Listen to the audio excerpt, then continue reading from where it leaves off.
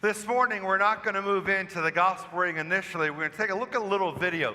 This video is going to help to describe what is becoming the fastest growing segment of population in the United States. Let us just watch what that happens to be.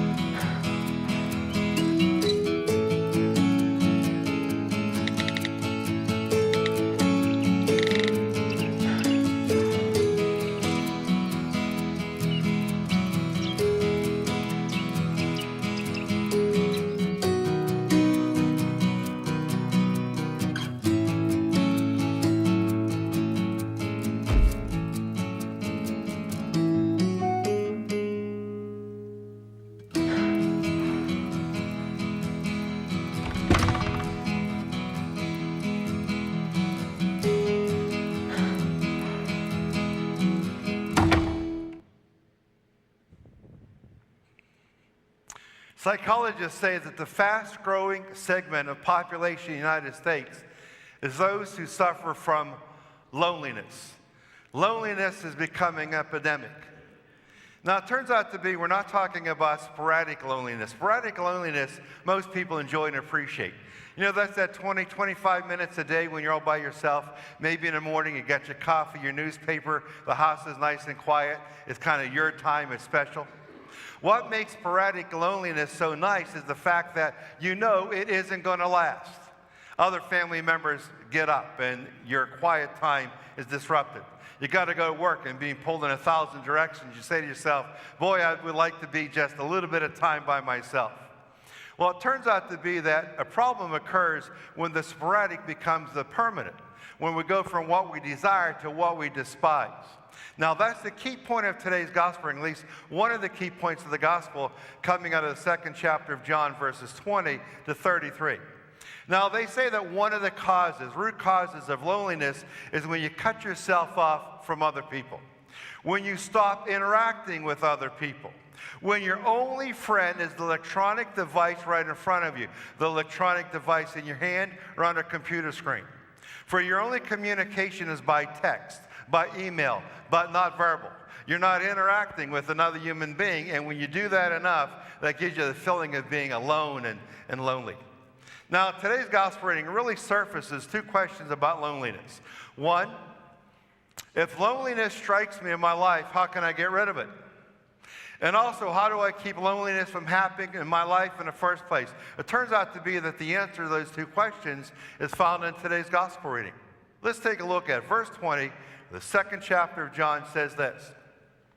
Some Greeks who had come to worship at the Passover feast came to Philip, who was from Bethsaida in Galilee, and asked him, Sir, we would like to see Jesus. Now take a look at that. These Greeks went to see Philip. There were 12 original disciples. Philip was one of the 12. They could have sought out any one of those 12 disciples, but they went to Philip. Why? Why did they go to Philip? Well, it turns out to be that Philip was a socialite. He was gregarious. He was outgoing. It turns out to be that the Greeks, out of all those disciples, they only knew Philip because Philip got around. And he was the kind of guy that was the life of the party. You know those people, they're far and few in between. But whenever one of those people show up to your party, the life of the party, you say to yourself, oh, great, now the party's getting started.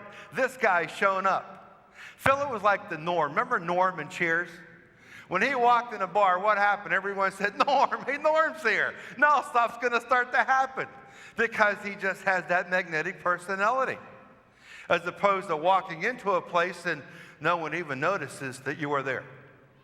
Now, there was a reason why Philip had this great personality, how he was able to connect with people. Look at what he does. Let's take a look at verse 20 and 21. Now, I just read verse 20. I'm going to read it again because verse 20 is a nice feeder to verse 21. So I think it lays the foundation for what occurs in verse 21. So we'll do verse 20 again, and 21 will be fresh. Some Greeks who had come to worship at the Passover feast came to Philip, who was from Bethsaida in Galilee, and asked him, Sir, we'd like to see Jesus. Not verse 21. Philip went and told Andrew. Then Andrew and Philip went and told Jesus. Now here's what happens. Philip could have satisfied this request by the Greeks all by himself. He was a big boy. He did not need Philip to help him satisfy the request placed upon him by the Greeks. But he said to himself, what? Hey, I got a job to do. Why do it by myself? Philip was the kind of guy that liked to make people a part of his life, not apart from his life. So he said to himself, I'm going to check out Andrew. See if Andrew isn't doing anything. He could tag along with me. I got this job to satisfy, and Andrew and I can just hang out. We'll walk over to the Jesus. We'll get the job done, and I'll get to know Andrew a little bit more. We're going to bond tighter. You see, that's what Philip always did. He always made people a part of his life. I'm not sure what Philip suffered from in his life, but I do know this much. One thing Philip did not suffer from was loneliness, because he used his arms to reach out to people. He said, Andrew, look, what are you doing? Come, I got this job to do. And so Andrew and Philip went and told Jesus. He made people a part of his life. Those who suffer from loneliness have not made people a part of their life. They haven't interacted with another human being. They haven't had a conversation with another human being. And when you stop having conversations with people verbally, when you stop saying yes to invitations, when you say no all the time, I can't do this, I can't do that, I'm busy, I can't spend any time with you, then what happens? People stop asking. Then one day you wake up and you're all by yourself. You look at your phone to see if anyone sent you a message and no one has. How disappointing that must be.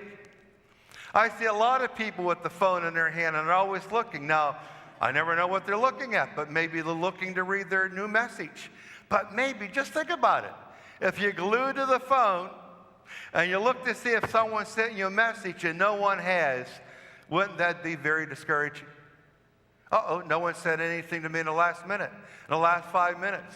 Instead of being excited that someone sent you some kind of a message, even saying, I'm drinking a cup of coffee, then you say to yourself, well, they don't even know I'm alive. They don't even know I exist. But Philip always made people a part of his life. That's why he went to Andrew. Now what we're going to do, we're going to watch the rest of this video because it has a nice conclusion to it. This little cartoon character, I think he must have knew the scriptures, because he does something Philip does in today's gospel reading. He decides finally to get rid of his loneliness, and he does it the only way a person can get rid of loneliness if they're suffering from loneliness. What Philip did, this little fella in the video does as well.